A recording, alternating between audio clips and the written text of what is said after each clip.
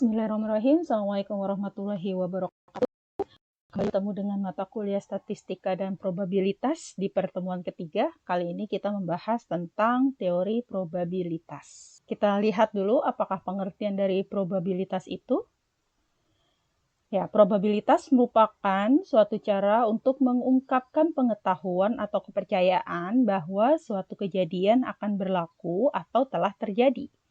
Probabilitas itu juga didefinisikan sebagai suatu cara untuk menyatakan kesempatan terjadinya suatu peristiwa.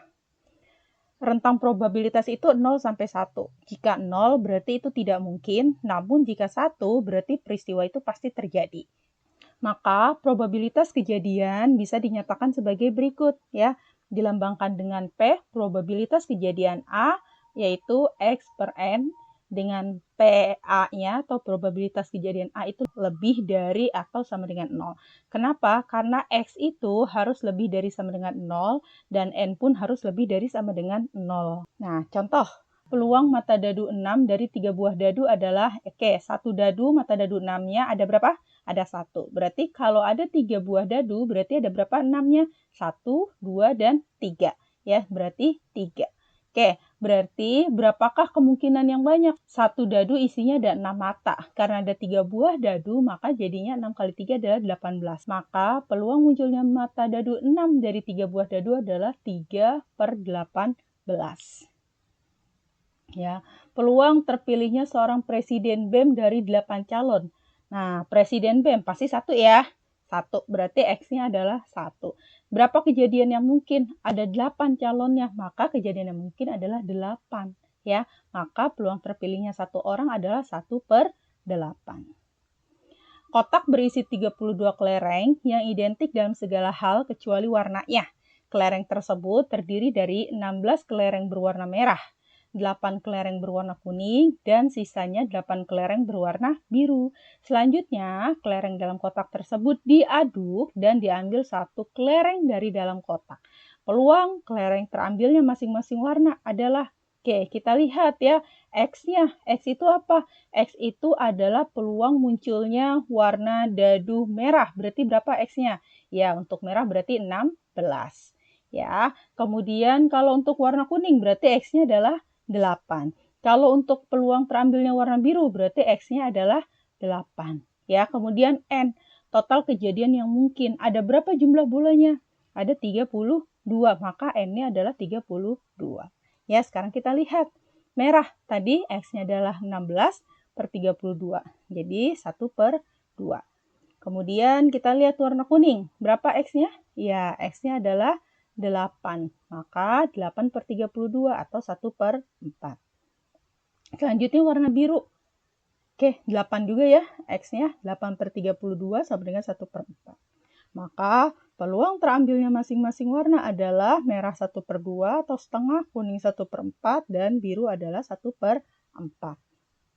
Konsep dasar teori peluang atau teori probabilitas. Ya, banyaknya kejadian dalam kehidupan sehari-hari yang sulit diketahui dengan pasti, apalagi kejadian itu di masa yang akan datang. Itulah konsep dasarnya, karena kita nggak pernah tahu kejadian apa yang akan datang ke dalam hidup kita.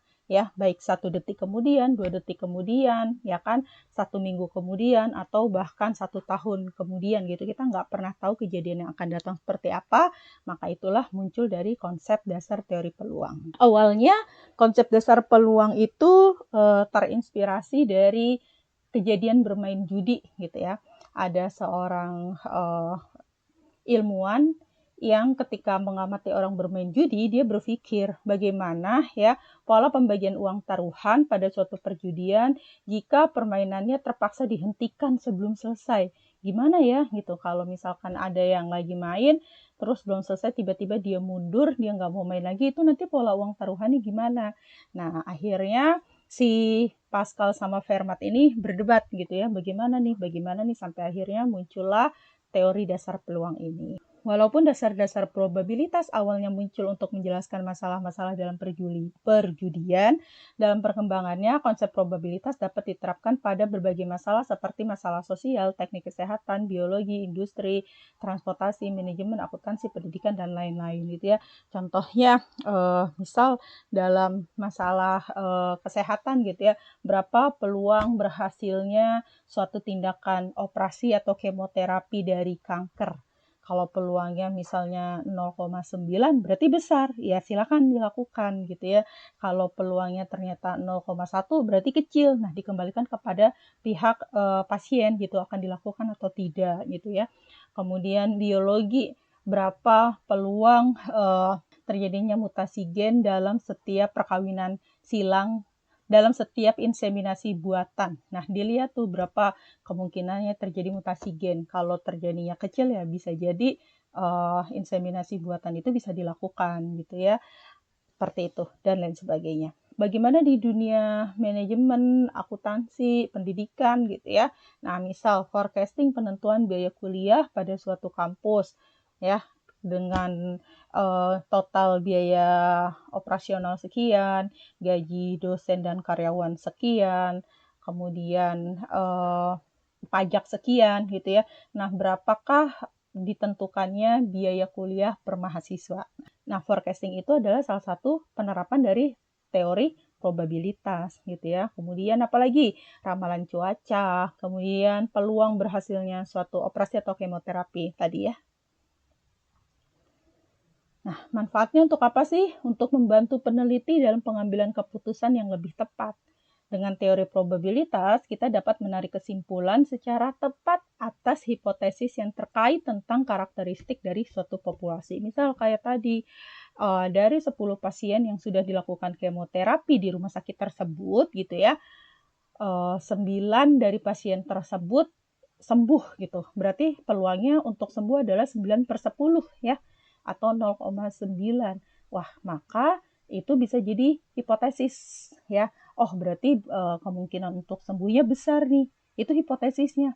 Maka setelah kita lihat kemungkinan sembuhnya adalah 0,9, itu adalah probabilitas sehingga pasien bisa memutuskan mau lanjut operasi dan kemoterapi atau tidak. Gitu ya. Mengukur derajat ketidakpastian dari analisis sampel hasil penelitian dari suatu populasi. Nah, kemudian untuk pengambilan keputusan.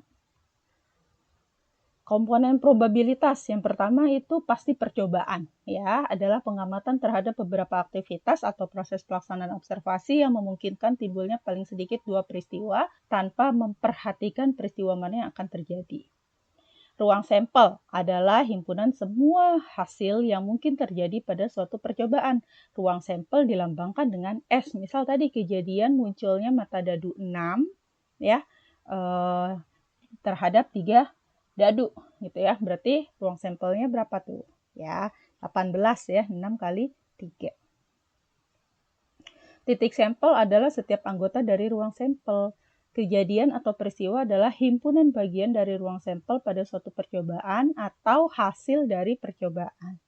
Ya, kejadian munculnya mata dadu 6 tadi ya. Nah, nih, 2 buah mata uang setimbang dilemparkan ke atas. Tentukan yang manakah percobaan, yang manakah ruang sampel, yang mana titik sampel, dan peristiwa yang mungkin. Percobaan itu apa? Ya, pelemparan 2 mata uang logam. Kemudian ruang sampelnya apa? Nah, mata uang logam itu kemungkinan ya munculnya apa sih? Iya, munculnya adalah ada angka dan ada gambar. Maka ketika ada 2 ya, bisa aja uang yang pertama munculnya angka, uang yang kedua munculnya gambar. Atau dari kedua uang sama-sama muncul angka ya, atau uang pertama muncul gambar, uang kedua muncul angka, atau sama-sama muncul gambar. Nah, ini adalah ruang sampel. Berarti ada berapa ruang sampelnya? Iya, ada 4. Titik sampel. Titik sampelnya apa? Apa sih yang ada di uang itu? Iya, di uang itu ada angka dan ada gambar. Peristiwa. Peristiwa angka dengan angka, ya kan? Mungkin ya keluar angka dengan angka. Kemudian apa lagi yang mungkin? Angka dengan gambar. Dan terakhir adalah pastinya gambar dengan gambar. Nah, pendekatan probabilitas. Satu, pendekatan klasik. Menurut pendekatan klasik, probabilitas diartikan sebagai hasil bagi dari banyaknya peristiwa yang dimaksud dengan seluruh peristiwa yang mungkin. Menurut pendekatan klasik, probabilitas dirumuskan. Nah, ini ya tadi pendekatan klasik. Rumusnya adalah probabilitas dari kejadian A, ya, X per N. X itu apa? Kejadian yang akan kita lihat. N itu adalah ruang sampelnya atau seluruh kejadiannya. P itu probabilitas, X itu peristiwa yang dimaksud, N adalah banyaknya peristiwa yang mungkin. Kelemahan dari pendekatan klasik ini yaitu dia menuntut syarat semua hasil mempunyai kesempatan yang sama untuk muncul. Nah, pengertian ini mengaburkan adanya probabilitas yang sama. Bagaimana sih contoh dari pendekatan klasik?